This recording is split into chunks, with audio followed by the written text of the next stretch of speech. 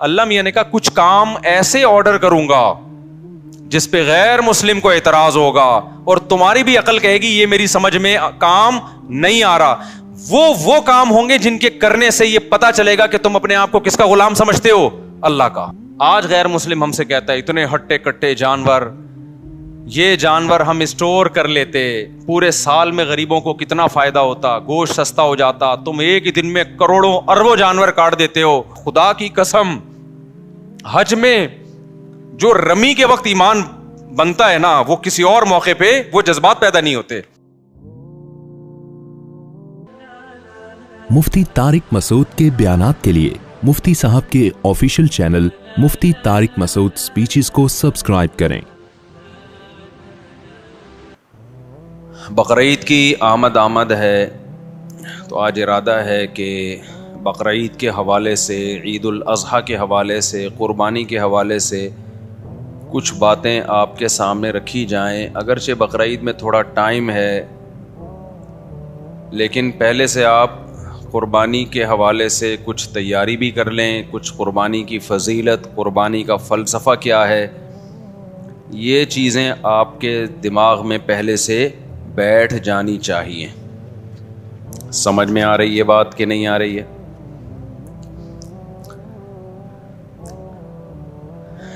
دیکھیں اللہ تعالیٰ نے الحم سے لے کے والناس تک قرآن میں جو کچھ دعوے کیے، جو کچھ ہمیں سمجھایا، اس کا خلاصہ یہ ہے کہ اللہ یہ چاہتا ہے کہ میرے بندے میرا غلام بن کے رہیں. ویسے تو غلام ہیں، اللہ کی ملکیت ہے، لیکن یہ اس غلامی کو تسلیم کریں. عبدیت جسے کہا جاتا ہے، وما خلقت الجن والانس الا لیعبدون. اللہ کہتے ہیں میں نے جنات اور انسانوں کو صرف اپنی عبادت کے لیے پیدا کیا. عبادت کا مطلب عبد کہتے ہیں غلام کو، تو غلامی کے لیے بنایا اللہ نے. کس کی؟ اللہ کی. لیکن انسان اس غلامی کو قبول کرنے کے لیے تیار نہیں ہے، وہ چاہتا ہے آزادی، لیکن نتیجے میں پھر وہ کسی اور کا غلام بن جاتا ہے. تو اللہ میاں کیا چاہتے ہیں میرے بھائی؟ الحم سے لے کے والناس تک پتہ چلتا ہے کہ کس کے غلام بن کے رہو؟ بولو اللہ کے. اب اسلام چاہتا ہے کہ آپ اللہ کی غلامی کریں، تو اللہ کہتے ہیں غلامی کا زبانی دعویٰ قبول نہیں ہے، پریکٹیکل کر کے دکھاؤ. پریکٹیکلی یہ شو کرو کہ میں کس کا غلام ہوں. بولو اللہ کا. اب اس کے لیے اللہ نے دو طرح کے حکام دیے ہیں ہمیں. ایک احکام تو وہ ہیں جن کی کوئی لاجک بنتی ہے، جن کو ساری دنیا کہتی ہے ویل ڈن، بہت اچھا کام مسلمان کرتے ہیں. مثال کے طور پر مسلمان زکوٰۃ دیتے ہیں، اس سے غریبوں کو فائدہ ہوتا ہے. ساری دنیا کیا کہتی ہے؟ اسلام کا یہ برا حکم ہے یا اچھا حکم ہے؟ بولو نا. اچھا حکم ہے بھائی. مالداروں کی زکوٰۃ نکلتی ہے، جاتی کہاں ہے؟ غریبوں کے پاس. ہم زکوٰۃ دیتے ہیں کس کو خوش کرنے کے لیے؟ اللہ کو خوش کرنے کے لیے. اللہ میاں نے ہمیں حکم دیا صدقہ فطر کا، عید سے پہلے صدقہ فطر نکالو. دنیا میں کسی غیر مسلم کو اس پہ کوئی اعتراض ہے؟ بولو نا. کوئی اعتراض نہیں ہے. دینا پڑے گا ہمیں، غریبوں کو فائدہ ہوتا ہے. ہم اللہ کی غلامی بھی شو کر رہے ہوتے ہیں کہ اللہ کے آرڈر پہ ہم دے رہے ہیں. تبھی تو ہندو تھوڑی دیتے ہیں عید الفطر میں، عیسائی دیتے ہیں عید الفطر میں، مسلمان دیتے ہیں. یہ شو کرنے کے لیے کہ ہم کس کے بندے ہیں؟ اللہ کے. اللہ نے ہمیں حکم دیا کہ عید کی خوشیوں میں غریبوں کو شریک کرنے کے لیے کیا دو؟ صدقہ فطر. اور اللہ نے کہا جس کے جتنے زیادہ بچے ہیں وہ اتنا زیادہ صدقہ فطر دے. اللہ میاں کیا چاہتے ہیں؟ اللہ کے غلام بن کے رہو، تو اس غلامی کو ثابت کرو اپنے عمل کے ذریعے. تو عمل دو طرح کا اللہ نے دیا. ایک عمل وہ جس پر سب کی طرف سے بلے بلے ہوگی، سب کہیں گے ویل ڈن. زکوٰۃ دینا، صدقہ فطر دینا، رشتہ داری جوڑنے کے لیے ان پہ خرچ کرنا، یہ سارے کام وہ ہیں جس پر غیر مسلم بھی خوش ہوتا ہے، مسلم بھی. اللہ میاں نے کہا کچھ کام ایسے آرڈر کروں گا جس پہ غیر مسلم کو اعتراض ہوگا اور تمہاری بھی عقل کہے گی یہ میری سمجھ میں کام نہیں آ رہا. وہ کام ہوں گے جن کے کرنے سے یہ پتا چلے گا کہ تم اپنے آپ کو کس کا غلام سمجھتے ہو؟ اللہ کا. کیونکہ غلام کے پاس نو کا آپشن بھی نہیں ہوتا، اور غلام کو اس کی بھی اجازت نہیں ہوتی کہ وہ آپ کے آرڈر کی لاجک آپ سے پوچھنا شروع کر دے. دیکھو فوج میں بڑی اطاعت ہوتی ہے نا، آفیسر کی, میدان جنگ میں آفیسر نے فوجی سے کہا وہاں جا کے لڑو, وہ کہہ رہا سر وجہ کیا ہے اس کی, کائنڈلی آپ مجھے وجہ بتائیں گے, میں ادھر کیوں جاؤں, میں ادھر جاؤں گا. چلے گا 2 دن, وہ کورٹ مارشل ہو جائے گا. اللہ میاں کہتے ہیں تم کس کے غلام ہو؟ میرے غلام. جب میں آرڈر دوں گا نا تو تمہارے پاس کیوں کا آپشن نہیں ہے. شیطان میں آدم میں یہی تو فرق ہے. اللہ میاں نے فرشتوں کو حکم دیا آدم کو سجدہ کرو, فرشتوں نے کہا کہ کیوں, ہم نور سے بنے ہوئے, یہ مٹی سے ہمارے سامنے. دیکھو آفس میں کوئی نیا امپلائی آ جائے نا, اس کی تنخواہ پرانوں سے زیادہ ہو, پرانے والے کہیں گے یہ نیا نیا آیا ہے اور اس کو ڈبل تنخواہ دے رہی, ہم 20 سال سے جھک مار رہے ہیں یہاں پہ. اعتراض ہوتا ہے کہ نہیں ہوتا؟ وہاں اعتراض بنتا ہے, کیا کریں, کیونکہ آپ باس کے غلام نہیں ہیں, ٹھیک ہے نا. تو یہی اعتراض فرشتے بھی کر سکتے تھے, اے اللہ ہم ہزاروں سال سے تیری عبادت کر رہے ہیں, ہمیں تو نے نور سے بنایا, لائٹ سے بنایا, اور یہ ہمارے سامنے ایک سڑے ہوئے گارے سے, بدبودار گاڑے سے, گارا جو مٹی کا ہوتا ہے جس میں سڑان پیدا ہو گئی تھی, اس سے تو نے ہمارے سامنے اس کو بنایا, اب تو ہمیں حکم دے رہا ہے کہ اس کو ہم سجدہ کریں. تو یہ بات ہماری سمجھ میں نہیں آتی. لیکن فرشتوں نے ایسا اعتراض بولو نہیں کیا. کیوں؟ فرشتے کہتے تھے, مانتے تھے کہ ہمیں بنایا اللہ نے ہے, اس کی مرضی بھائی, جو آرڈر ہمیں دے گا ہم اس کو بجا لائیں گے, چاہے ہماری کھوپڑی میں آئے یا نہ آئے. شیطان نے کیا کہا؟ شیطان نے کہا خلقتنی من نار وخلقتہ من طین, مجھے آگ سے بنایا, میں پرانا ہوں, یہ بھی نیا نیا میرے سامنے آیا, یہ مجھے سجدہ کرے نا, میں کیوں اس کو سجدہ کروں. اب ہونا یہ چاہیے تھا اللہ میاں بیٹھ کے شیطان کو سمجھاتے کہ نہیں, اصل میں بات یہ ہے کہ اگرچہ یہ بعد میں پیدا ہوا ہے یا یہ مٹی سے بنایا ہے, لیکن اصل میں اس کا جو میں نے دماغ دیا ہے, اس میں جو علم کی صلاحیت دی ہے وہ تم سے زیادہ. لیکن اللہ میاں نے شیطان کے سامنے ایسی کوئی لاجک پیش, یار آپ لوگ جملہ مکمل کر لیا کریں, نہیں کی ہے. اس کو سمجھایا نہیں بٹھا کے کہ ایکچولی یہ بات تو تمہاری فی نفسی درست لگتی ہے مجھے, لیکن ایک دوسرے پہلو سے غور کرو. کیوں؟ وہ اللہ ہے. وہ کون ہے؟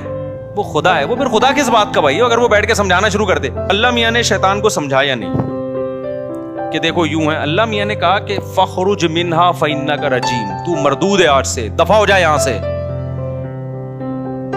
سمجھ میں آ رہی ہے بات کہ نہیں آ رہی؟ شیطان کو پھر بھی عقل نہیں آئی کہ اللہ غصے میں ہے, میں سوری کر لوں. شیطان نے کہا ایک تو میں بات ٹھیک کر رہا ہوں, ٹھیک ہے نا, اوپر سے بجائے اس کے کہ مجھے سمجھایا جائے, یہ میرے اشکال کو دور کیا جائے, الٹا مجھے دھتکارا جا رہا ہے. اب اللہ کو تو کچھ نہیں بگاڑ سکتا تھا نا. شیطان نے کہا یہ سب کس کی وجہ سے ہو رہا ہے؟ یہ جو نیا امپلائی آیا ہے نا, جس کی وجہ سے میری تنخواہ اس کو ڈبل دی جا رہی ہے, اب باس کا کچھ نہیں بگاڑ سکتے تو اس کی جڑیں کاٹنا. لوگ دفتروں میں بھی تو یہی ہو رہا ہوتا ہے. تو شیطان نے کہا اب خدا کے ساتھ تو کچھ نہیں کر سکتا, میں اس آدم کو نہیں چھوڑوں گا. میں اب تک اکڑا ہوا ہے, اب تک اکڑا ہوا ہے شیطان. تو اللہ میاں نے اس میں ایک سبق دے دیا کہ میرے کچھ احکام ایسے ہوں گے جن کی لاجک تمہاری سمجھ میں بولو نہیں آئے گی. تو جو میرے بندے ہوں گے مجھے مانیں گے, وہ لاجک جانے بغیر میرے حکم پر عمل کریں گے. قربانی بھی انہی اور حج بھی انہی حکام میں سے ایک حکم ہے. حج میں ہم شیطان کو کنکریاں مار رہے ہیں, وہاں کوئی شیطان نہیں ہے بھائی. ایک سعودی حکومت نے یہ لگایا ہوا ہے پتھر.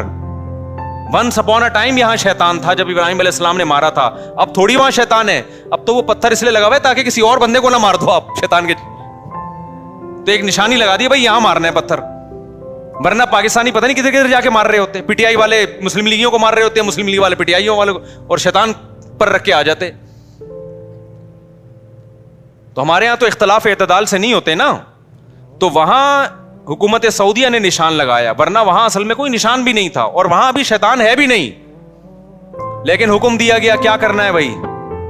اب بے وقوف لوگ کہتے ہیں کیسا حکم ہے یار, جا کے پتھر مارو, اس کے لیے ہم 10-15 لاکھ روپے خرچ کرنے آئے ہیں یہاں پہ. لیکن جو خدا کو مانتے ہیں وہ کہتے ہیں جو خدا کہے گا ہم وہ, ان کو اس عبادت میں بڑا مزہ آتا ہے. خدا کی قسم, حج میں جو رمی کے وقت ایمان بنتا ہے نا, وہ کسی اور موقع پہ وہ جذبات پیدا نہیں ہوتے. لاکھوں لوگ ایسے دیوانوں کی طرح اٹھا کے کنکریاں, یا اللہ یہ 7 کنکریاں مارنے کے لیے 18 لاکھ روپے خرچ کر کے آئے ہیں. ہاں بھائی اسی کام کے لیے, کیونکہ یہ کنکری برائے کنکری نہیں ہے. یہ آرڈر کس کا ہے؟ یہ خدا کا حکم ہے, اس نے بولا ہے یہ کام کرو. تو جو اللہ کے ماننے والے ان کے لیے یہ کنکری کا عمل ایمان کے بڑھنے کا ذریعہ بن جاتا ہے. جو نہیں ماننے والے وہ لاجک کی تلاش کرتے رہتے ہیں, یار اس کام, ایسے بھی لوگ ہم نے دیکھے ہیں لبرل لوگ, ابے یہ کیا ہے یار, عرفہ میں جا کے بیٹھ گئے, دھوپ میں جا کے بیٹھ گئے اور بغیر سلے ہوئے کپڑے پہن لیے, بس وہ چادریں دو باندھ لی, کبھی ادھر جا رہے ہیں, کبھی مینا سے نکل کے ادھر جا رہے ہیں, کبھی مینا میں آ کے بیٹھ رہے ہیں. کیا ہے یار, یہ بور ہو جاتے ہیں لوگ, ٹینشن میں آ جاتے ہیں کہ اس کی لاجک کیا ہے, سمجھ میں نہیں آ رہا. اسی وجہ سے بہت سے حج کرتے ہی نہیں ہیں. لیکن جو اللہ کو ماننے والا ہے وہ کیا کرتا ہے, بھائی اللہ نے حکم دیا مینا جاؤ, اب میں مکہ میں نہیں ٹھہروں گا, مینا جاؤں گا. اللہ نے حکم دیا وہاں سے کہاں جاؤ, مکہ میں جاؤ, تو وہ مکہ جائے گا. اللہ نے حکم دیا اب طواف کرو, اب وہ طواف کرے گا. اللہ نے حکم دیا اب سر منڈاؤ, وہ کیا, اب بتاؤ سر منڈانا کیا عبادت ہے بھائی؟ اسلام تو زینت کو پسند کرتا ہے. سر منڈانا عام حالات میں کوئی سنت عمل نہیں ہے. نبی نے ہمیشہ بال رکھے ہیں, لیکن حج عمرے کے موقع پہ سر منڈا لیا, یا قصر کیا. قصر بھی جائز ہے, بال چھوٹے کرانا بھی جائز ہے. کیونکہ مجھ پہ لوگ طنز کر رہے ہوتے ہیں جب میں عمرہ کر کے آتا ہوں, کہتے ہیں اس میں تو 6 عمرے اور ہو سکتے ہیں, ابھی اتنے بڑے بال ہیں کہ 6 عمرے اور ہو سکتے ہیں. تو شروع میں ہم نے ٹینٹ کرا لی تھی, اب قصر کر لیتے ہیں. تو خیر, تو قربانی بھی اسی طرح ہی ہے. اللہ نے حکم دیا ابراہیم علیہ السلام کو اپنے بیٹے کو ذبح کرو. ابراہیم نے اللہ سے کوئی لاجک نہیں پوچھی, ورنہ تو سب سے زیادہ اللاجیکل کام تو وہ تھا. آج غیر مسلم ہم سے کہتا ہے اتنے ہٹے کٹے جانور, یہ جانور ہم اسٹور کر لیتے, پورے سال میں غریبوں کو کتنا فائدہ ہوتا, گوشت سستا ہو جاتا. تم ایک ہی دن میں کروڑوں اربوں جانور کاٹ دیتے ہو, اور حج کے موقع پہ کتنا کٹتا ہے ایک ہی دن میں. یہ سارا جانور, یہ دنیا میں ایک بہترین غذا ہے گوشت, جو سب سے زیادہ کھائی جانے والی پروٹین والی غذا ہے. تم اس جانور کو ہلاک کر دیتے ہو, کاٹ دیتے ہو, ان کا کیا قصور ہے؟ ہم کہیں گے بھائی پیدا کس نے کیا ہے؟ اللہ نے. وہ ویسے بھی تو مار سکتا ہے نا. اور اس میں ان جانوروں کا حقیقت میں فائدہ ہے, ورنہ جن جگہوں پہ جانور نہیں کٹتے ان میں ان جانوروں کی حالت تو دیکھو. کیونکہ یہ جو جانور ہے نا, 4 قسم کے جانور, یہ اللہ نے پیدا کٹنے کے لیے, اگر ان کو نہیں کاٹیں گے تو یہ بڑی قسم پرسی میں سسک کے مریں گے یہ. کیونکہ ان جانوروں کا پیٹ انسان بھر سکتا ہے, یہ پالتو جانور ہیں, اور انسان جب تک پالے گا نہیں, جب تک انسان کا اس میں فائدہ نہیں ہوگا تو پالے گا نہیں, اور پالے گا نہیں تو یہ بھوکے مریں گے. آپ دیکھ لو نا, جن علاقوں میں ان جانوروں پہ پابندی ہے گوشت کھانے پر, ان علاقوں میں یہ گائے بھینسیں بوڑھے ہو کے تڑپ کے سسک کے مرتے ہیں. یہ وہ ایک الگ ٹاپک ہے, اس میں حکمتیں کیا ہیں. ابھی تو ہم یہ بتا رہے ہیں کہ کوئی حکمت نہ بھی ہو, ہم کس کے آرڈر کو فالو کرتے ہیں. خدا نے حکم دیا یہ جانور میں نے پیدا کیے, ان کو میں نے تمہارے لیے مسخر کیا. تو بقرعید کے 3 دنوں میں اللہ کو جانور کا خون بہانے سے زیادہ کوئی عمل محبوب نہیں ہے. اب غیر مسلم ہم سے کہہ سکتا ہے کہ ٹھیک ہے, اگر آپ نے جانور کاٹنا ہی ہے تو کچھ ڈس ایبل جانور ہوتے ہیں, کچھ لنگڑے ہوتے ہیں, کچھ کاڑے ہوتے ہیں, وہ ویسے ہی ضائع ہونے والے ہیں, تو ان کو کاٹ دو تاکہ ان کا گوشت کام آ جائے. اللہ میاں نے کہا نا نا نا نا نا نا نا, جو لنگڑا ہے وہ بولو نہیں چلے گا, جو اندھا ہے وہ نہیں چلے گا. بھائی ایسا ہی ہوتا ہے نا ہمارے یہاں, تو جو مرغی بیمار ہوتی ہے اب کاٹنا ہی ہے اس کا علاج, کیونکہ وہ تو ویسے ہی مر جائے گی. ابھی ہماری ایک مورنی مر گئی, ہمیں افسوس یہ ہوا کہ پہلے ہم کاٹ دیتے تو اچھا تھا, کام آ جاتی. سمجھ میں آ رہی ہے بات؟ تو ہونا تو یہ چاہیے تھا بیمار جانور, لنگڑے جانور, کاڑے جانور, جو ویسے ہی کسی کام کے نہیں ہیں, تو اب چلو ان کو کاٹ کے کیا کر لو, کسی ٹھکانے لگا دو. اللہ نے کہا نا, مجھے صحیح سالم جانور چاہیے, ٹھیک ہے نا, ہٹا کٹا دنیا کی چیخیں نکل جائیں کہ مسلمان کر کیا رہا ہے. پوری دنیا میں یہ ہٹے کٹے بیل, اونٹ 5 سال میں جا کے تیار ہوتا ہے, 2 دانت کا, بچہ بھی نہیں ذبح کرنا, کم سے کم 2 سال کا بیل ہو, بکرا 1 سال کا ہو. ورنہ لوگ کیا کرتے, چھوٹے چھوٹے بچے جن پہ ابھی پیسہ خرچ ہی نہیں ہوا ان کو ذبح کر دیتے. نا نا نا نا, تیار ہو چکا ہو, بھرا ہوا جانور ہو. بعض ایسے جانور ہوتے ہیں لوگ مذاق اڑاتے ہیں محلے والے کے, سوپ بنا کے پی لے بھائی تو اس کا, ٹھیک ہے نا. اللہ میں نے کیا کہا, اچھا جانور ہو. تو یہ بات بظاہر اللاجیکل ہے, لیکن مسلمان کا خدا سے رشتہ ہے. اور آپ کو پتا ہے قربانی کا حکم یہود و نصارہ کو بھی ہوا تھا, لیکن ان کے ہاں غامدی صاحب جیسے اسکالرز پیدا بہت پہلے ہو گئے تھے. انہوں نے ایکچولی کر کے نا سارے قرآن و سنت کا بیڑا غرق کر دیا ان کے اسکالرز نے, جو اب غامدی صاحب کوشش میں لگے ہوئے ہیں, کیونکہ ہر شریعت کے حکم میں نا وہ ان کی ایک اپنی وہ ہوتی ہے, ایکچولی یہ تو اس لیے تھا, ایکچولی یہ تو اس لیے تھا, ایکچولی یہ تو اس لیے تھا. تو کبھی حدیث کو مان رہے ہیں, کبھی حدیث کو نہیں مان رہے. جو حدیث ان کے فیور میں جائے گی وہ حدیث حجت ہے, جو حدیث غامدی صاحب کے فیور میں نہیں جائے گے تو حدیث وہ حجت نہیں ہے. تو یہود و نصارہ میں ایسے اسکالرز پیدا ہوئے, انہوں نے بھی قربانی, جو ان کو اچھا نہیں لگتا تھا ہم بکرے لا کے کاٹ رہے ہیں, قربانی کا حکم تمام امتوں میں رہا ہے, لیکن انہوں نے ایکچولی کر کے اصل میں تو غریب کا مقصد ہے, غریب کا پیٹ بھرنا چاہیے, تو ایکچولی غریب اس سے بہتر ہے اتنے کا بیل لے کر آ رہے ہو, بہتر نہیں کسی غریب کو کھانا کھلا دو اتنے کا, یا کسی غریب کی بچی کی شادی کرا دو. ہم کہتے ہیں ضرور کراؤ, بقرعید کے بعد کرا دو. آئی بات سامنے؟ شادی صرف بقرعید کے 3 دنوں میں نہیں ہوتی.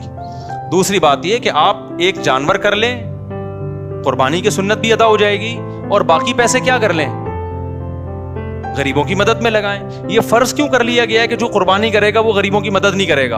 اور دوسری بات یہ کہ اسی گوشت سے بھی تو غریبوں کی مدد کی جا سکتی ہے. تو جب تک آپ قربانی نہیں کریں گے قربانی کا فریضہ ادا نہیں ہوگا. غریب کی مدد بھی کریں, لیکن شریعت کے ایک حکم کی وجہ سے شریعت کا دوسرا حکم چھوڑا نہیں جا سکتا. سمجھتے ہو کہ نہیں سمجھتے ہو؟ ہمارے نبی سے زیادہ غریبوں اور مسکینوں کا خیال کرنے والا کوئی نہیں تھا. آپ صلی اللہ علیہ وسلم عید الاضحیٰ کی نماز جلدی پڑھاتے تاکہ قربانی جلدی ہو سکے. اس کے بعد آپ اس وقت تک کھاتے کچھ نہیں تھے جب تک جانور ذبح نہ ہو جائے, اور اس بقرعید کے گوشت سے آپ صلی اللہ علیہ وسلم ابتدا کیا کرتے تھے بقرعید کے دن. سمجھتا نہیں ہے نا بات کو؟ اور ہمارے لیے ایام تشریق کے اللہ نے روزے حرام کر دیے. کیوں حرام کیے؟ بقرعید کا روزہ جائز ہے, بقرعید کے اگلے دن روزہ جائز ہے, اس سے اگلے دن جائز ہے, اس سے اگلے دن جائز ہے, 4 دن حرام ہے روزہ. حالانکہ بقرعید 3 دنوں کی ہوتی ہے, لیکن گوشت کے اثرات چوتھے دن بھی ہوتے ہیں, ٹھیک ہے نا. اس کے بعد پھر وہ فریزر اور تازہ 4 دن تک رہتا ہے گوشت. باقی ہماری قوم جو کر رہی ہے وہ تو آپ کو پتا ہے, ایک آدمی نے بکرا ذبح کیا, خواب آیا تو جنت میں وہ بکرا ایک ٹانگ کے بغیر گھوم رہا ہے. 2 مہینے بعد اس نے خواب دیکھا کہ اس کا بکرا 3 ٹانگوں پہ گھوم رہا ہے جنت میں. اس نے کہا یار یہ کیا مسئلہ ہے؟ انہوں نے کہا ابھی تو لیگ پیس جو ہے نا ابھی تک تیرے فریج میں پڑا ہوا ہے, ایک ران دے 6 مہینے ہو گئے وہ تیرے فریزر سے نکلی نہیں ہے, وہ کھائے گا تو پھر یہ بھی آگے لگے گی. خیر یہ لطیفہ ہے, اس کی حقیقت نہیں ہے. تو 4 دن تک اللہ نے روزے کو کیا کر دیا؟ بولو حرام. تاکہ اللہ کے لیے تم نے جو جانور قربان کیا ہے یہ دیا اللہ کو ہے. اب اللہ کہتا ہے اب یہ میری ملکیت میں, اب میری طرف سے کیا ہے؟ ضیافت ہے, یہ میری طرف سے میزبانی ہے. کھاؤ کلو منہا, خود بھی کھاؤ, واطعموا البائس الفقیر, اور محتاجوں کو بھی رج کے کھلاؤ. رج کے کھاؤ تے رج کے کھلاؤ. تو یہ کھانے پینے کے دن ہے, روزہ رکھنے کے دن. روزہ رکھا تو اللہ کی دعوت سے اعراض لازم آئے گا. تو یہ میرے بھائی جب تک ہو نہیں سکتا جب تک جانور کٹے نہیں. سمجھتا ہے بات کو؟ تو اب لاجک سمجھ میں آئے نہ آئے, ہم طیبوا بہا نفسکم, حدیث میں آتا ہے خوش دلی کے ساتھ قربانی کیا کرو. اور جو لوگ کہتے ہیں جانور پہ ہمیں ترس آتا ہے, اگر اس جانور کو ہم ایسے ہی چھوڑ دیں نا تو جو بڑھاپے میں اس پہ آپ کو ترس آئے گا نا وہ اس سے زیادہ ہوگا, کسی کے کام کا بھی نہیں رہے گا. آپ دیکھ لو انڈیا میں جو بوڑھے جانور ہیں ان کے ساتھ کیا ہوتا ہے, کیونکہ جب وہ انسانوں کے کام کے نہیں ہیں تو بوڑھے ہو جاتے ہیں, بڑھاپے میں کوئی ان کا خیال نہیں کر رہا. اپنے ماں باپ کا آج کل لوگ خیال نہیں کر رہے, بڑھاپے میں اولڈ ہاؤس میں جمع کرا رہے ہیں. تو گائے کو بڑھاپے میں کون پالے گا؟ ابے کیا ہو گیا؟ تو وہ مر رہی ہوتی ہیں, پڑی ہوئی ہوتی ہیں سسک کے. تو جب اللہ نے ان کو ہمارے لیے پیدا کیا تو ہم, آپ جو کہتے ہیں نا اتنے جانور پیدا ہو کے کٹ جاتے ہیں, بھائی یہ پیدا اس لیے ہوتے ہیں کہ کٹ رہے ہیں. اگر یہ کٹنا بند ہو جائیں گے تو ان کی نسل بھی کم ہو جائے گی, پھر یہ اتنے پیدا ہی نہیں ہوں گے. تو اس لیے قربانی خوش دلی کے ساتھ کیا کریں. اور اس میں ایک بڑی حکمت ہے, ہمیں گوشت کھانے کو ملتا ہے. اس سے پتہ چلتا ہے اللہ میاں مسلمان کو سبزی خور دیکھنا نہیں چاہتے, اللہ میاں مسلمان کو گوشت خور دیکھنا چاہتے ہیں. دنیا میں 2 طرح کے لوگ ہیں, کچھ ویجیٹیرین ہوتے ہیں جو گھاس پھوس کھاتے ہیں, پتے کھاتے ہیں, وہ گوشت بالکل بھی نہیں کھاتے. کچھ لوگ ہوتے ہیں جو گوشت کو پسند کرتے ہیں. ہمارے نبی کی جو صفات ہیں, قرب قیامت پہ ایک نبی آئے گا, پچھلی کتابوں میں وہ گوشت خور نبی ہوگا. ہمارے نبی نے اونٹ, اچھا گوشت بھی گوشت ہونا چاہیے, مچھلی از ناٹ کالڈ گوشت, فش بھی ویسے گوشت کہتے ہیں, لیکن جو لحم ہے نا عربی میں, لحم التحام سے نکلا ہے, التحام گھمسان کی جنگ کو بولتے ہیں عربی میں, تو لحم میں بھی کیا ایک شدت پائی جاتی ہے گوشت میں, یہ شدت گائے میں, اونٹ میں, دمبے میں, بکرے میں پائی جاتی ہے, مرغی میں اور مچھلی میں نہیں پائی جاتی. کھائیں مرغی مچھلی بھی, قربانی ان کی نہیں ہوگی. اس سے پتہ چلتا ہے اللہ زیادہ پروٹوکول ان 4 جانوروں کو دے رہے ہیں. گوشت کھانا ہو تو اونٹ کا کھاؤ, یا بچیا بچڑے کا کھاؤ, یا دمبے کا بھیڑ کا کھاؤ, یا بکرے کا کھاؤ. آج کیا کھایا جا رہا ہے؟ بچوں کو تو کھلا ہی نہیں رہی یہ چیزیں, اور کھلاتے بھی کیسے, سارا فیٹ اس کا نکال کے نا, بالکل جو اصل اس کی جو طاقت تھی جس میں. دمبے کی چربی مہنگی ہو گئی سوراب گوٹ میں جب سے میرا بیان دمبے کی چربی کے فضائل پر آیا ہے. میں گیا چکی خریدنے, اس نے کہا مصعب آپ کا بیان آیا تھا نا چکی کے فضائل, دمبے کی چکی میں, واقعی یہ جو دمبے کی چکی ہے اس کی جو چربی ہے یہ بہت زبردست چیز ہے, کھایا کرو اس کو, پھر ورزش بھی کرو, ایسا نہ ہو دھماکے سے پھٹ پٹا کے ہلاک ہو جاؤ. تو ہمیں اللہ گوشت خور دیکھنا چاہتے ہیں. کیوں؟ گوشت کھانے سے جسم پہ گوشت چڑھتا ہے, جسم میں طاقت آتی ہے. آج تو میڈیکل سائنس لوگوں کو سبزیوں سے ہٹا کے کس پہ لا رہی ہے؟ گوشت پہ لا رہی ہے. سبزیاں بھی کھائیں, ہمارے نبی نے سبزیاں بھی کھائی ہیں, کھجور کھائی ہے اور بہت ساری چیزیں, لیکن گوشت مسلمان کے مذہب کا ایک حصہ ہے. جتنی بھی اسلامی دعوتیں ہیں نا ان میں گوشت کا تذکرہ ملے گا آپ کو. سبزیاں کھائیں آپ, ہم نہیں منع کر رہے, ضروری ہے سبزیاں کھانا بھی, لیکن مسلمان گوشت سے اوائڈ کر نہیں سکتا. ایکچولی کیوں نہیں اوائڈ کر سکتا؟ 4 دعوتیں بس وہ بتا کے میں بیان ختم کرتا ہوں. اسلام میں دعوت ہے بقرعید کے موقع پہ, اس میں کیا دال چاول کا حکم ہے؟ گوشت. جب تک یہ 4 بڑے جانور نہیں کٹیں گے قربانی کا فریضہ ادا نہیں. اس میں بھی چکن نہیں ہے, چکن نہیں ہے, وہ گوشت جس میں لحم ہو. لحم کا مطلب التحام, شدت پائی جائے. کھاؤ تو پتا چلے کچھ کھایا ہے. دمبا کھاؤ تو پتا چلتا ہے کہ کھایا ہے. گائے کھاؤ تو پتا چلتا ہے, اونٹ کھاؤ تو. مرغی سے کبھی پتا چلتا ہے, کبھی نہیں چلتا. وہ تو ہلکی چیز ہے نا وہ. دوسرا دعوت ہے اسلام میں ولیمے کی. جب آپ کی شادی ہوگی اسلام کہتا ہے آپ نے کیا کرنا ہے, جب بھی ہوگی. ایک صاحب کو ہنسی آئی, میں نے کہا جب بھی, تو وہ ہنس رہے ہیں. جب بھی آپ کی شادی ہوگی آپ نے کیا کرنا ہے, ولیمہ کرنا ہے. اور ولیمے کے بارے میں بھی ترغیب یہ ہے, اولم ولو بشاتن, اگرچہ ایک بکرا کرو. تو وہاں بھی اصل کیا ہے ولیمے میں؟ گوشت. یہ مذہبی دعوتیں ہیں نا بھائی, آپ کا بچہ پاس ہو گیا آپ دعوت کرو گے, مذہبی دعوت تھوڑی ہے. کوئی سنت دعوی تو آپ خوشی میں کر رہے ہو, کرو, کوئی منع بھی نہیں ہے, لیکن مذہب نے جن دعوتوں کو پروموٹ کیا ہے وہ کون سی ہیں؟ وہ یہ 4 دعوتیں ہیں. بلکہ اس سے پہلے, سب سے پہلے حج کے موقع پہ دم شکر, جو آپ نے ایک سفر میں حج عمرہ کیا, وہاں کیا کٹے گا؟ شکرانے میں بکرا کٹے گا.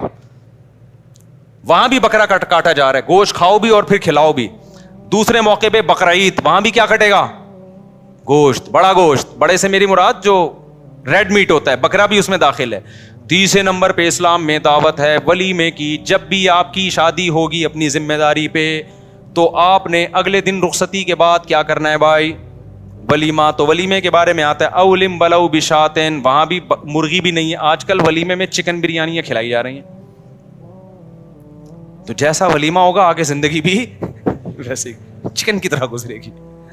تو ولیموں میں بکرے کی بریانی, بیف بریانی یہ بنوایا کرو. سمجھتے ہو؟ بکرا کھلاؤ لوگوں کو, بکرا نہیں تو گائے کھلا دو. تو تیسرے نمبر پر ولیمے کی دعوت ہے. چوتھے نمبر پر اسلام میں عقیقے کی دعوت ہے. اسلام کہتا ہے جب بچہ پیدا ہوگا تو 18واں بھی پیدا ہو رہا ہے تو فیملی پلاننگ والے تو بے ہوش ہو کے ختم ہو جائیں گے, مر جائیں گے.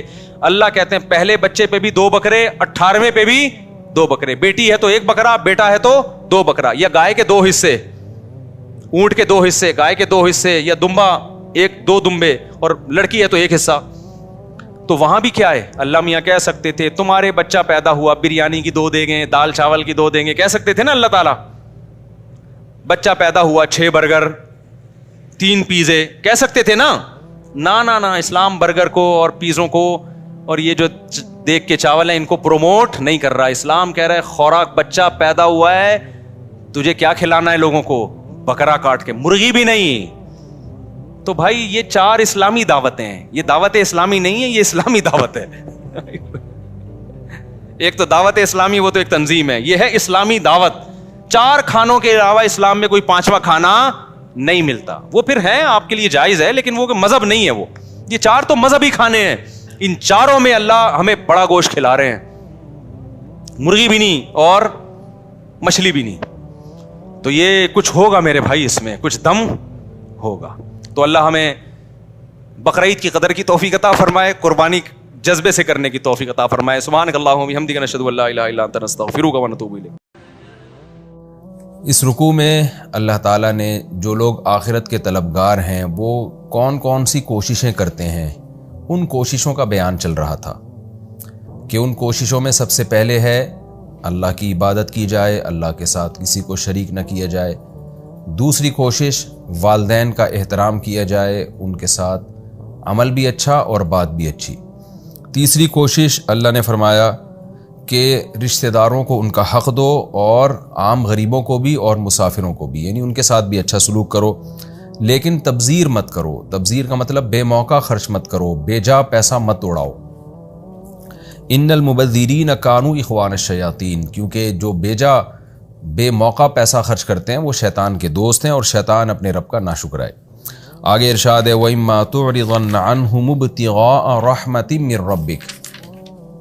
بعض دفعہ یہ ہوتا ہے کہ آپ کے پاس پیسہ نہیں ہے، آپ رشتہ دار پہ خرچ کرنا چاہتے ہیں، یا کوئی آپ کا ریلیٹیو یا کوئی غریب یا کوئی مسافر آیا آپ سے مدد مانگی اور آپ کے پاس پیسے نہیں ہیں، آپ کے پاس اس کی مدد کا کوئی ذریعہ نہیں ہے، لیکن آپ کو امید ہے کہ یہ مجھے کچھ وقت کے بعد پیسے مل جائیں گے، یہ کچھ وقت کے بعد میں اس کے ساتھ تعاون کر سکتا ہوں. اس بیس پہ آپ اس سے اعراض کر رہے ہیں. اعراض کا مطلب آپ اس کو ٹال رہے ہیں. تو اللہ کہتے ہیں اس کو ٹالنا بھی اچھے انداز میں ہے. وَإِمَّا تُعْرِضَنَّ عَنْهُمْ، اور اگر آپ ان میں سے کسی سے اعراض کرو، ابتغاء رحمۃ من ربک، اپنے رب کی رحمت کی تلاش میں، ترجوہا جس کی آپ کو امید ہے. یہاں رحمت سے مراد ہے کہ اس کے ساتھ تعاون کے لیے آپ کے پاس کچھ نہیں ہے، تو آپ کو امید ہے کہ اللہ رحم کرے گا اور میرے پاس انتظام ہو جائے گا. جیسے بعض لوگوں کی تنخواہ ڈیلے ہو جاتی ہے، یا مہینے کا آخر چل رہا ہے، ان کو پتہ ہے جی 1 تاریخ کو سیلری ملے گی، یا تجارت کا نفع آئے گا میرے پاس، یا اور کوئی وجہ ہو.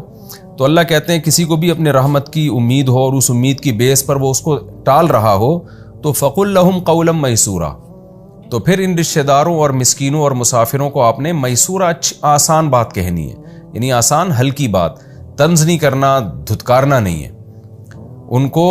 ان سے اعراض بھی ایک اچھے انداز سے کرنا ہے، یعنی ان سے کوئی امید کی بات کر لینی ہے، بھائی ابھی میرے پاس گنجائش نہیں ہے، بعد میں اللہ نے موقع دیا تو میں انشاءاللہ تمہارے ساتھ تعاون کروں گا. مطلب ذلیل کر کے رسوا کر کے نکالنا نہیں ہے. دیکھیں اس آیت میں یا اس سے پہلے والے جو ایپیسوڈ تھا اس میں اللہ تعالیٰ نے جو رشتہ داروں کے حقوق بیان کیے نا، تو جگہ جگہ مال کی بات آ رہی ہے. آج جو ہمارے حقوق ہیں نا وہ زبان سے بہت اچھے ہیں. میں دیکھتا ہوں نا اپنے کلچر کو غیر مسلم کلچر سے جب ہم کمپیئر کرتے ہیں نا، تو پتہ چلتا ہے کہ قرآن ہمیں کیا بنانا چاہتا ہے، اور ہم وہ اخلاق چاہ رہے ہیں جو غیر مسلموں کے پاس ہیں. ان کے اخلاق زبان سے ہیں، زبان سے بہت اچھے ہیں. ٹھیک ہے، اسلام نے زبان سے بھی اچھا رہنے کا حکم دیا، یعنی زبان سے ہر ایک سے تھینک یو، ہر ایک سے بہت نائس ٹو میٹ یو، اس طرح کے ڈائلاگ بہت چلتے ہیں وہاں. لیکن عملی طور پر کیا کر رہے ہیں بھائی؟ عملی طور پر تو جو قوم اپنی گرل فرینڈ کو اپنے خرچے پہ چائے نہ پلا سکتی ہو، آپ اس کے کیا آپ اس کو کہیں گے کہ اچھے اخلاق ہیں اس کے؟ جو ماں باپ پہ پیسہ نہ خرچ کرتے ہوں، جو اولاد پہ پیسہ نہ خرچ کر سکتے ہوں، تو قرآن جگہ جگہ پیسے کا حکم دے رہا ہے. آتی ذی القربی حقہ، مسکین اس کو حق دو. اور حق میں آگے کیا فرمایا کہ تبذیر مت کرو، بے موقع پیسہ خرچ نہ کرو. اس سے پتہ چلتا ہے کہ حق دینے میں بھی سب سے پہلی چیز پیسہ ہے، تو پیسے آپ کو دینے پڑیں گے ان کو. تو ہمارے بھی وہی جو لبرل لوگوں کے اخلاق ہیں نا، دینداروں میں بھی وہی چیز آ رہی ہے، بس دھیلا خرچ کرنے کے لیے تیار نہیں ہوتے. اور ان پہ جن کا اللہ نے حق زیادہ بتایا ہے، خرچ کریں گے تو ادھر ادھر بہت کر دیں گے. جن کا اللہ نے حق بتایا ان پہ نہیں خرچ کر رہے ہوتے. تو یہ اس آیت سے یہ بہت اہم بات ثابت ہوتی ہے کہ اللہ تعالیٰ کہہ رہے ہیں تمہیں اگر بعد میں ملنے کی امید ہے تو ان کو تم نے نظر انداز بھی ایک طریقے سے کرنا ہے. آج ہر آدمی اپنی دولت پہ سانپ بن کے بیٹھ گیا کہ میں کماتا ہوں تو میرا رائٹ ہے، میرا حق ہے. آگے اللہ فرماتے ہیں وَلَا تَجْعَلْ يَدَكَ مَغْلُولَةً إِلَىٰ عُنُقِكَ، اپنے ہاتھ کو مت باندھو اپنی گردن سے، یعنی کنجوس مت بن جاؤ. اتنے کنجوس کہ جیسے کہ ہاتھ گردن پہ باندھ لیے نا، کسی کو دینا ہی نہیں ہے، یہ کنایا ہے. وَلَا تَبْسُطْهَا كُلَّ الْبَسْطِ، اور نہ ایسے پھیلا دو، یوں کر کے لٹانا شروع کر دو. یہ اس میں اسراف کی نفی ہے. پہلے والی آیت میں تبذیر کی نفی تھی کہ بے موقع خرچ مت کرو، یہاں یہ ہے کہ اسراف مت کرو. اسراف کا جو تبذیر اور اسراف جب ایک ساتھ استعمال ہوتے ہیں تو پھر تبذیر کا مطلب بے موقع خرچ کرنا اور اسراف کا مطلب اپنی اوقات سے زیادہ خرچ کرنا. کہ اتنے فضائل تم نے جب سنے تو پتہ چلا تم نے ایسے اڑانا شروع کر دیا، تو ایسا مت کرو. فتقعد، ورنہ تم بیٹھ جاؤ گے ملومن، قابل ملامت ہو، کہ لوگ ملامت کریں گے. جب اپنے ضروری خرچوں سے بھی رہ جاؤ گے نا، ضروری نان نفقہ بھی نہیں ملے گا تمہیں، تو قابل ملامت بنو گے، محصورات، حسرت والے، افسوس والے، کف افسوس مل رہے ہوگے بیٹھ کے. اور تھکے ہوئے کا مطلب ہے کہ جیسے تھکا ہوا آدمی کسی کام کے قابل نہیں ہوتا، تو تم بھی کچھ کرنے کے قابل ہی نہیں رہو گے سوسائٹی میں، یعنی تعاون کے قابل بھی نہیں رہو گے تم. تو بیلنس ہونا چاہیے. اب ہر آدمی کا جو بیلنس ہے وہ اس کی آمدن کے حساب سے ہوتا ہے، اور ہر آدمی کے ضروری خرچے بھی اس کے اپنے حساب سے ہوتے ہیں. ایک خرچہ ہو سکتا ہے میرے حق میں ضروری ہو، آپ کے حق میں ضروری نہ ہو، اور ایک نوعیت کا اماؤنٹ خرچ کرنا ہو سکتا ہے میرے حق میں اسراف ہو، آپ کے حق میں اسراف نہ ہو، یا میرے حق میں اسراف نہ ہو، آپ کے حق میں اسراف ہو. تو یہ ہر ایک کے حالات مختلف ہوتے ہیں، ہر ایک کے حالات دوسرے سے جس طرح مختلف ہیں تو اسی حساب سے اس کو مشورہ دیا جائے گا. آگے اللہ فرماتے ہیں ان ربک یبسط الرزق لمن یشاء ویقدر، تیرا رب جس کے لیے چاہتا ہے رزق بڑھا دیتا ہے اور جس کے لیے چاہتا ہے روک دیتا ہے. یہ گویا اشکال کا جواب دیا جا رہا ہے، کیونکہ قرآن نے اتنی زیادہ فضیلت بیان کی خرچ کرنے کی، رشتہ داروں پہ کرو، اگر ابھی نہیں ہے تو بات کا وعدہ کر لو، اور اچھے طریقے سے ان کو اگنور بھی کرنا ہے تو اس کا بھی ایک اچھا طریقہ ہونا چاہیے. تو پھر اللہ نے اسراف سے روکا کہ نہ تبذیر کرنی ہے نہ اسراف کرنا ہے. بعض غریب ایسے ہوتے ہیں، ان کی حالت ایسی قابل ترس ہوتی ہے کہ انسان کہتا ہے کہ بھائی میرے پاس گنجائش ہو نہ ہو میں اس کو پہ لازمی خرچ کروں. اور اتنا خرچ پہلے زمانے میں بہت ہوتا تھا، اب تو اس کی مثالیں اتنی زیادہ نہیں ملتی، لیکن عرب میں ویسے ہی بہت سخاوت تھی. تو اس میں بعض دفعہ یہ ہوتا تھا اتنا دے دیا کرتے تھے کہ خود پھر بھیک مانگنے پر آ جاتے. تو اللہ کہتے ہیں کہ دیکھو یہ جو غریب ہے نا جس پر میں تمہیں خرچ کرنے کا حکم دے رہا ہوں، تو یہ غربت بھی اللہ نے اس کو دی ہے، لہذا اس کی غربت دور کرنے میں اعتدال سے تجاوز مت کرو. اتنا مت کرو کہ خود غریب بن جاؤ اور خود بھیک مانگنا شروع کر دو. تو سب سے پہلے اپنا اتنا دفاع کرنا ہے کہ لوگوں کے سامنے ہاتھ نہ پھیلانا پڑے تمہیں. تو ایسے موقع پہ جب تمہارے دل میں وسوسہ آئے گا اور شیطان تمہیں کہے گا کہ سب کچھ اس پہ لٹا دو. بعض دفعہ شیطان سخاوت کا بھی حکم دے رہا ہوتا ہے، کیونکہ اس کو پتا ہے کہ آج یہ سخاوت کا مظاہرہ کرے گا تو کل بھیک مانگے گا لوگوں کے سامنے. تو وہ دیکھنے میں وہ عمل نیکی ہے لیکن حقیقت میں وہ نیکی نہیں ہے، کیونکہ آپ اعتدال سے تجاوز کر رہے ہیں. تو قرآن کہتا ہے کہ جب غریب آدمی کی حالت دیکھ کر تمہیں یہ خیال آئے کہ بھائی میں اسراف سے کام لیے بغیر گزارا نہیں ہے، مجھے سب کچھ دینا پڑے گا، تو ایسے موقع پہ اللہ کہتے ہیں کہ یہ مت کیا کرو، بلکہ یہ سوچ لیا کرو کہ یہ تو رب کی دین ہے، کسی کو زیادہ دیا کسی کو کم دیا. دنیا کا نظام ایسے ہی چلے گا. تو ایسا نہیں ہو سکتا کہ اتنا خرچ کرو کہ ساری دنیا سے مکمل ہی غریب کا خاتمہ ہو جائے اور سارے تمہارے جیسے دولت مند بن جائے. یہ نہیں ہے، یہ اللہ کی تقسیم ہے، یہ ہمیشہ ہے، ہمیشہ رہے گی. تو اس لیے اللہ نے تسلی دی کہ اسراف سے بچنے کے لیے تسلی کا جملہ ان ربک یبسط الرزق لمن یشاء، کہ تیرا رب جس کے لیے چاہتا ہے روزی بڑھا دیتا ہے اور جس کے لیے چاہتا ہے تنگ کر دیتا ہے. تو اس لیے اس میں جتنا حکم دیا جا رہا ہے ان احکام کی رعایت کرتے ہوئے خرچ کرو، اس میں حد سے تجاوز مت کرو. اصل میں یہ آیتیں آج کے دور میں سمجھنا بہت مشکل ہیں، کیونکہ آج تو جتنا خرچ کرنا چاہیے اتنا نہیں کر رہے ہوتے. آج تو طبیعتوں میں بخل بہت ہے، لیکن اس زمانے میں یہ مثالیں تھیں جب حاتم طائی جیسے لوگ گزرے تھے کہ وہ سب کچھ ہی خرچ کر کے پھر انسان مجبور ہو جاتا تھا کہ میں کل گزارا کیسے کروں گا. اور اس چیز کا تعلق توکل سے بھی ہے. بعض لوگوں کا توکل بہت کامل ہوتا ہے، جیسے نبی صلی اللہ علیہ وسلم وہ خرچ کر دیا کرتے تھے، ایک دھیلا بھی نہیں چھوڑتے تھے اپنے لیے. لیکن آپ کا توکل کامل تھا کہ جب بھوک لگے تو صبر کرتے تھے. تو آج ایسا توکل بھی نہیں ہے. تو اس لیے جو عام حکم قرآن کا ہے وہ یہی ہے کہ جتنا اللہ پہ توکل ہے، اعتماد ہے، اور جتنی گنجائش ہے اس کو ملحوظ رکھ کے ان تمام لوگوں کا خیال کیا جائے. انہ کان بعبادہ خبیرا بصیرا، بے شک وہ اللہ اپنے بندوں کے اس کا باخبر بھی ہے اور ان کے حالات کو دیکھ بھی رہا ہے. تو وہ اپنے بندوں کو کسی کے رزق میں اضافہ کرتا ہے، کسی میں کمی کرتا ہے، تو یہ دپل میں یا اتفاق سے نہیں ہو رہا، بلکہ اس میں یہ حکمت پر مبنی ایک نظام ہے، وہ باخبر ہے، بصیر بھی ہے، تو دیکھ کے سمجھ کے سب کچھ کر رہا ہے، خود بخود یہ نہیں ہو رہا۔ اگر 3 افراد 2 حصہ لیں اور ایک حصہ بچ جائے تو کیا وہ ایک حصہ باقی 3 افراد مل کر لے سکتے ہیں یا باہر سے کسی کو دیں؟ یہ بہت اہم مسئلہ ہے۔ لوگ یہ سمجھتے ہیں کہ گائے میں 7 حصے ہی ضروری ہیں، جب تک وہ 7 حصے نہیں ہوں گے قربانی نہیں ہوگی۔ یہ بالکل غلط ہے۔ گائے میں زیادہ سے زیادہ 7 حصے ہو سکتے ہیں، کم سے کم 6 بھی ہو سکتے ہیں، 5 بھی ہو سکتے ہیں، 4 بھی ہو سکتے ہیں، 3 بھی ہو سکتے ہیں، 2 بھی ہو سکتے ہیں۔ نہیں یہی بات سمجھ میں؟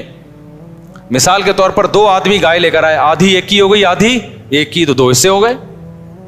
3 آدمی گائے لے کر آئے، 1/3 ایک کی، 1/3 ایک کی، 1/3۔ اب یہ نہیں کہ یہ 1/3 میں آگے منہ والا حصہ تمہارا، بیچ والا، پوری گائے میں 1/3۔ 4 آدمی گائے لے کر آئے، یا ایک آدمی لے کر آیا، 3 آدمیوں کو حصے بیچ دیے اس نے، ٹوٹل 4 برابر حصے کر دیے۔ لوگ سمجھتے ہیں کہ اب 3 آدمی ہیں تو ایک 4 حصے لے، 2 آدمی ہیں تو ایک 4 حصے لے گا، ایک 3 حصے لے گا۔ یہ ضروری نہیں ہے، سمجھ رہے ہو؟ تو اس تکلف کی بالکل بھی ضرورت نہیں ہے، کر لیا تو بھی قربانی ہو جائے گی۔ تو یہ 7 سے زیادہ لوگ شریک نہیں ہو سکتے، 7 سے کم 6 بھی ہو سکتے ہیں، 6 برابر حصے کر لیے جائیں، ٹھیک ہے۔